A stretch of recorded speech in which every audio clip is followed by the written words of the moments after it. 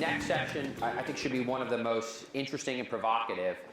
I think it says a lot about Hebrew University, that this area of enormous technical development, and at the same time still some controversy, the school has really leaned into. And of course, what I'm talking about is cannabis. Next up is our session on cannabis, an industry that was pioneered in Israel as part of all the agriculture and farming that's going on at the Hebrew University Smith School of Agriculture.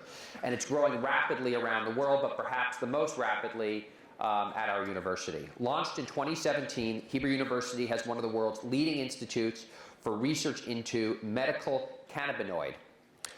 To lead the discussion, it's my pleasure to welcome Vivian Azar, Managing Director of Cowen, who was recently named a quote-unquote rising star of marijuana investing. That is something Mom and Dad would be very proud of, by the Wall Street Journal. But this is serious stuff. It's doing amazing stuff for pain management and beyond. Vivian, if you'd be kind enough to bring out your panelists, let's get started.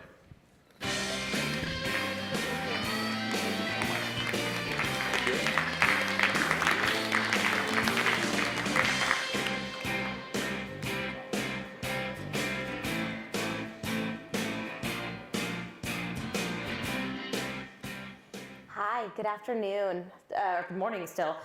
Delighted to be with you. I'm Vivian Azar, Managing Director at Cowen, covering cannabis as well as beverages and global tobacco. Delighted to be joined on stage by Simon Benita. He's the founder of NanoBioSim, also on the advisory board of Breath of Life Pharma. Jessica Billingsley, who's the co-founder and CEO of MJ Freeway, as well as Nicholas Vita, who's the chairman and CEO of Columbia Care.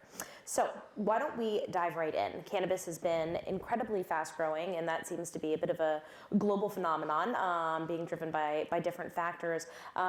Jessica, why don't I start with you, and you can offer some European and LATAM context, and then Nick on the US, and then Simon on Israel.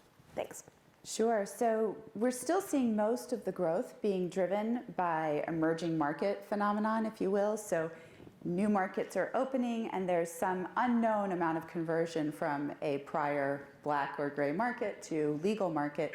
But the amount of money and licenses and consumer behavior that we're seeing in those emerging markets is still exploding, new emerging market by new emerging market, and we have many, many markets yet to come. Yeah. So in particular, we're starting to see really interesting amounts of production in Latin America, and what that may mean for North American production prices versus Latin American production prices is kind of an interesting phenomenon. And we'll definitely touch on that, but I couldn't agree more. I mean, one of the motivations for us to get out first on Wall Street on cannabis coverage was really understanding how high the incidence rates were. You know, while this is an illicit product, there is a very large market of consumers globally that are also already engaged in the category, and I think that is more true in the US than anywhere else. Nicholas, do you want to comment on that? Certainly. So our view is that if the general consensus is that the market will be somewhere around $100 billion in the US alone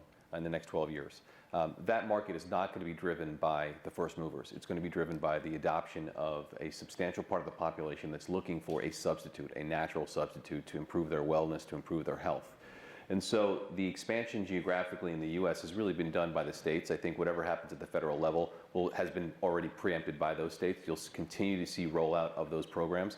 But what's interesting is that in the EU context, you have a very similar circumstance where you have the European Union out of Brussels, but there's a French system, there's an Italian system, there's a German system, there's a UK system that's developing.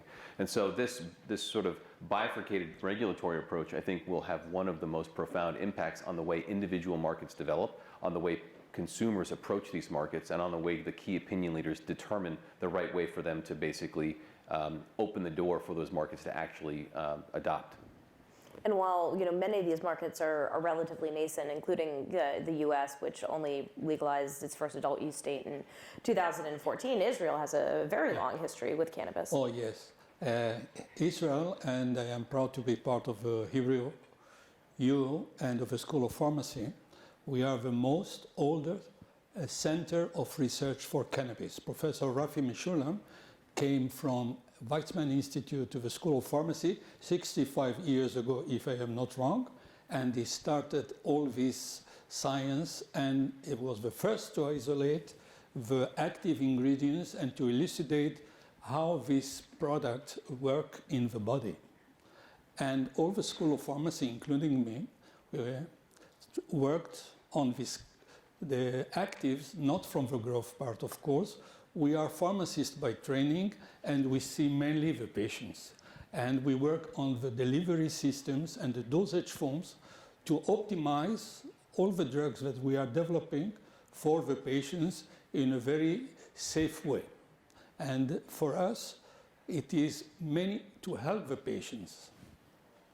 And a few years ago, Israel did something that was among the first and decided to regulate cannabis consumption in Israel, but only in the medical field, not in the legalization. It is still illegal for recreational. We only work, and in 2016, a law passed where, in fact, we can, and everything is regulated. This law is implemented now by 2019, and for the first time, there will not be any more dispensaries to give the dosage forms, the flowers, but only retail pharmacists.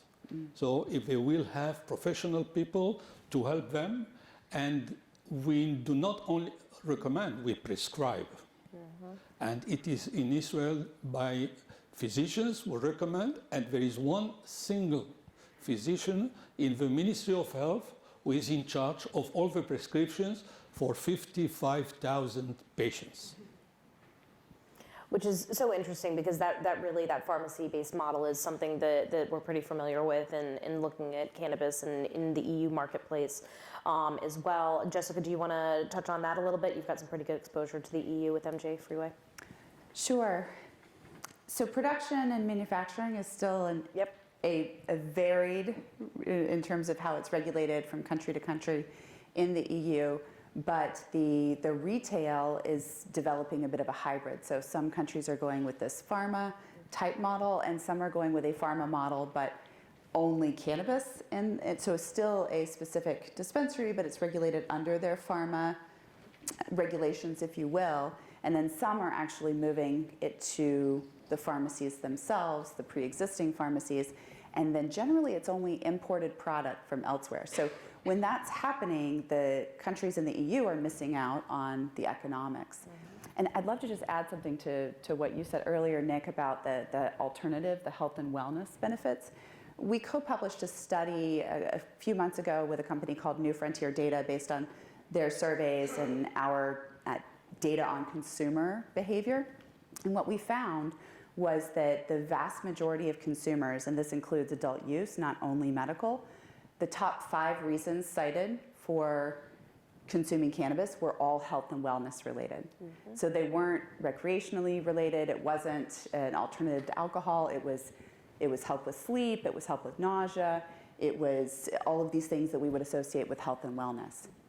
Well, yeah, please. May I just add something to that? I think what's so interesting about what you just heard on stage and what we're seeing in the United States as an example, so we have a provider-based model at our point of sale. We actually use pharmacists, nurse practitioners to help the journey of the consumer and the journey of the key opinion leader through understanding what cannabis is, because there is no method to really institutionalize that information set.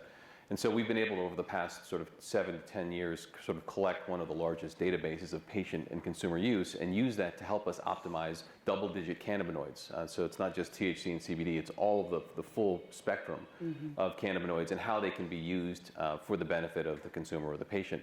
But all of those lessons learned sort of started off with what happened in Israel, and then now what's happening in the US. And I think what we're probably going to see in Europe is that there may be an opportunity to sort of perpetuate this closed loop system. And by that I mean you actually have the provider working directly with the patient and having an association with the innovator. So in a traditional healthcare setting or consumer setting, you have the innovator or manufacturer completely separated from the consumer. In this industry, we actually have the possibility of creating a system that actually brings the two together, which obviously increases the efficiency, the opportunity to innovate, and really accelerates adoption over time. Yeah, absolutely. Just to finish the point, though, on regulation in the U.S. specifically, Nick, if you can just speak to kind of what are the regulatory catalysts that you're keeping your eye on? Certainly. So obviously there are two primary federal changes that are on the horizon. One is the SAFE Act, the other is the STATES Act. And both of those have bicameral and bipartisan support. I actually think with the upcoming presidential election, because the Democratic candidates have made this such an important issue for their platforms, you're likely to see some sort of significant movement in a much shorter period of time than people expect.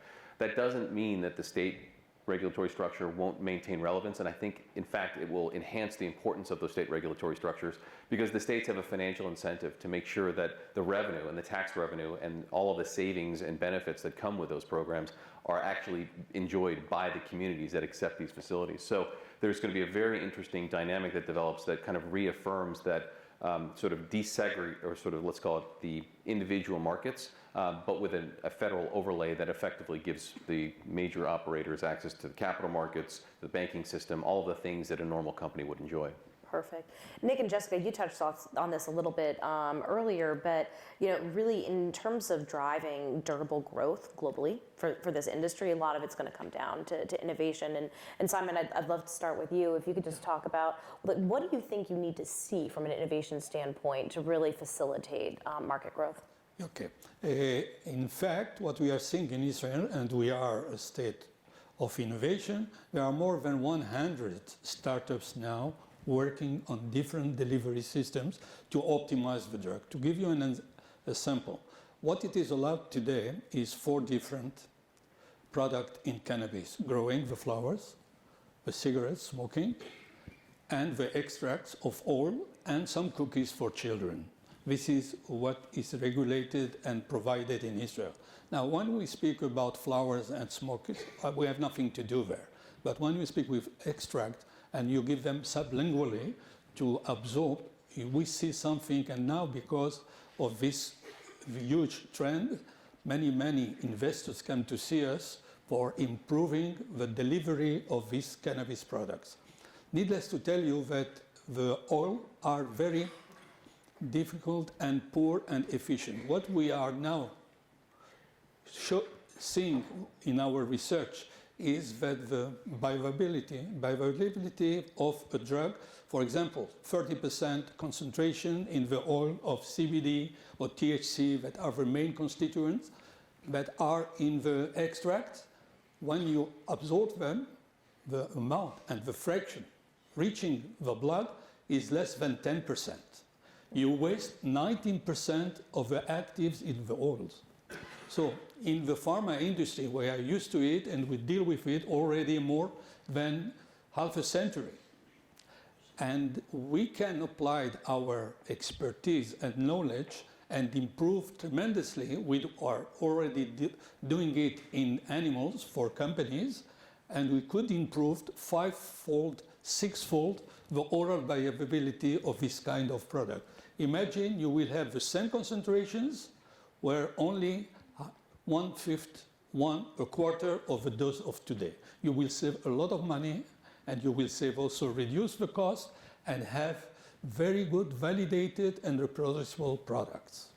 Now, most importantly is the blend, and most of this oil is ratios between THC, the psychotropic drug, and CBD, the non-psychotropic drug. And everything has been done up to now by errors and trials, because the scientific people were not there except what we are doing now in the last 2 years. What I am expecting is that we will know more and more about the interaction of both of them. We know already from the animals, and we are lucky that if you give both of them in the same solution, they do interact and one protect the other one. I don't want to go into science, but if you use a large quantity of THC, hopefully, and less CBD, THC will protect in the blood CBD, and you will have CBD in your blood for almost 200 hours when it is with THC, because THC is protecting it and it is degraded on the expense of CBD. Now, we need to understand, and the physicians come to see us, say, what is the ratio which will be the best for such an application, another application. So what I can tell you now, we do not know. We are now in the beginning of a new era. We have now means, we have investors, we have the regulations, everything is in place. So I believe in the next few years, there will be more and more papers, publications, and the physicians will know better the compounds and how they are affecting the health population. Absolutely. And, you know, candidly, though, the innovation opportunity really starts well beyond, you know, much earlier in the supply chain, Much earlier. right? Jessica, do you have thoughts on that and the opportunities for the industry to improve and innovate to create more efficiency in the supply chain? Sure, absolutely. So we're operating in 12 countries currently, and it's still a very fragmented market in that the countries are mostly siloed. There are a few that have begun to legalize import-export, and the first movement of those imports and exports has started. And so globalization is coming. It's not really here just yet, but it's coming, as is consolidation. And what all of that means is that businesses will have to focus on their efficiencies.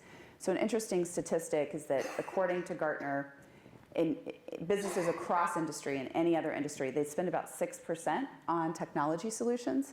And in cannabis, our numbers indicate that the cannabis industry is underspending by a factor of 10 to 1.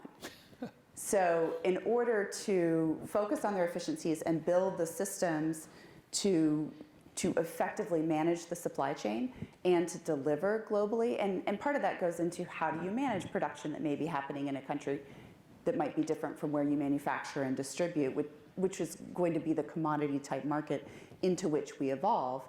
It has to start with some system to manage that. Absolutely. Nick, we were talking backstage around science, you know, going back to what Simon was touching on. Do you want to comment at all on how you're thinking about driving innovation in the U.S. in terms of research, where it's so much tougher to actually get it done because of the regulatory framework? It's fascinating. So we have everything from EMEA, FDA-approved studies being announced in Europe to IRB-approved observational studies. And the FDA has really opened the door for those observational studies in the U.S. And our view is that the way you tap into a lot of these markets, I mean, let me take a step back. The reason why the science is so important is not just an academic exercise. There's our chief marketing officer used to work at J&J, and he said, you know, Aveeno, which is a skincare line, could make a foot cream, but Dr. Scholl's could never make an eye cream. And so you have to start at the top and work your way down. If you don't understand how the different active ingredients work, you can't actually produce a medical product, a healthcare product, a wellness product, or a CPG product. And this is where it becomes really fascinating because the plan has been optimized over the past 50 years outside of scientific settings to maximize THC and CBD. But that's not where the story ends, that's where the story begins. So if you look at some of these other strains outside of the sort of the traditional setting, you can really come into a world of unlimited innovation. So when we think about these research studies and we think about the way they become profound, I'll give you one specific example. So we just announced a partnership with Montefiore Einstein College of Medicine this weekend at the Tribeca Film Festival. And the program is 100 million ways to break the opioid crisis, because we actually have data from a study that Columbia University was able to mine from our database showing that 62% of the people who had access to formulated cannabis products showed a reduction or an elimination in the use of opioids. And that's a powerful statistic. And that information was actually then the basis for an NIH and NIDA grant funding, which was a completely different story. But the fact of the matter is the federal government is now looking at breaking its own rules to facilitate some of this research. So there's an enormous amount of opportunity there. But if you look at these markets, you know, a $35 billion pain market, a $30 billion sleep market, whatever you're looking at, either in the consumer setting or in the medical setting, these opportunities are so staggering, and that's excluding kind of the cannabis-specific opportunity. And that's really where we spend a lot of our time, because we think that there is a massive unmet medical need in a whole variety of enormous therapeutic categories, and science will be the key to that. And it's going to be a science of understanding the plant, of understanding the chemistry and the manufacturing, of understanding the methods of administration, and then you've got to create IP on top of all of that by using, again, traditional healthcare or consumer product strategies. You take a device, you take a method of administration, you optimize the sort of onset of action versus the duration of action, and it's all very doable. It may take a little bit more time, but I think that's one of those advantages where, you know, IP goes across country lines. I might not be able to ship THC across state lines, but that doesn't really matter, because the thing that matters is what's happening in people's sort of innovation hub. So seemingly then, I mean, research and science will, determine the winners ultimately, and that will come down to clinical trials. Simon, do you want to talk about clinical trials specifically? In fact, not only clinical trials, what we are doing now, we are finding new ways of applications by using new delivery systems for the eye, ocular deliveries with CBD, for example. It's a wonderful anti-inflammatory compound, and also for skin by topical delivery, and we increase the penetration. Now, this is allowed by the Ministry of Health, provided that we will prove with clinical trials that this new delivery and route of administrations are effective, and this is what we are doing now. And in Israel, for you to have an idea, one company we are working with, and I don't want to disclose it here, has more than 70 clinical trials underway. 30 of them are already started, and 40 more underway and under regulation and waiting for approval from the Ministry of Health. One of the most important and famous clinical trials that started 3 years ago, and I was amazed by myself when I saw it, was in autism. In one of the hospitals affiliated with Hebrew University Faculty of Medicine in Share Tzedek, already we have more than 100 of children treated with placebo-controlled studies on autism, and I cannot believe it. We do not know how, but the families do not want that we will take from them the drug anymore, the extract. The children are changing.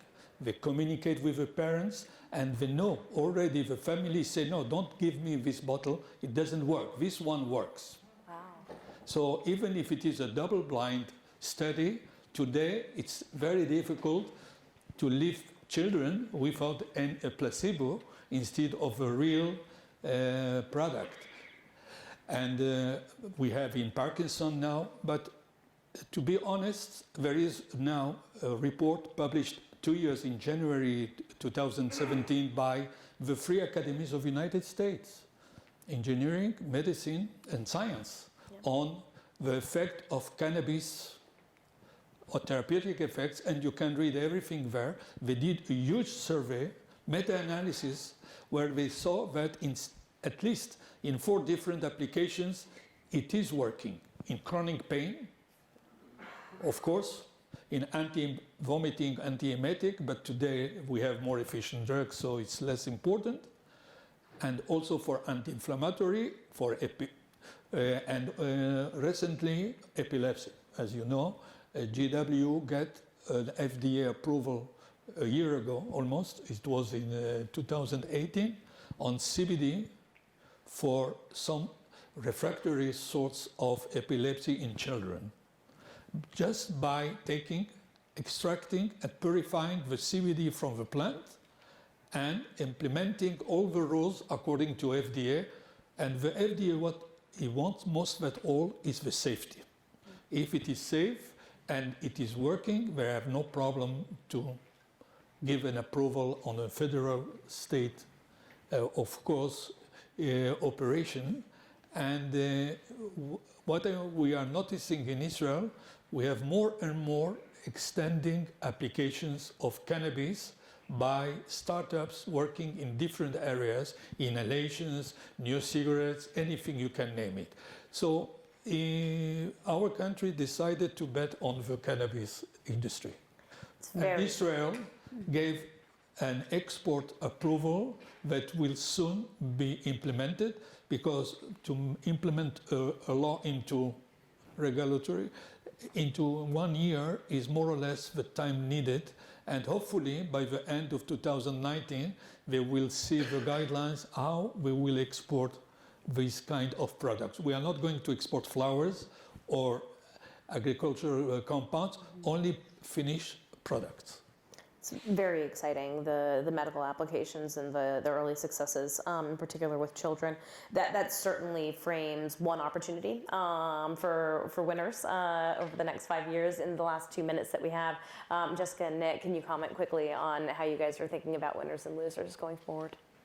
So for us, I think you need to have a combination of all of the disciplines you've heard about on stage today. You can't have a dogmatic sort of infatuation with the plant or with one type of product. You really have to understand the whole opportunity, and then you have to understand the market that you're tapping into.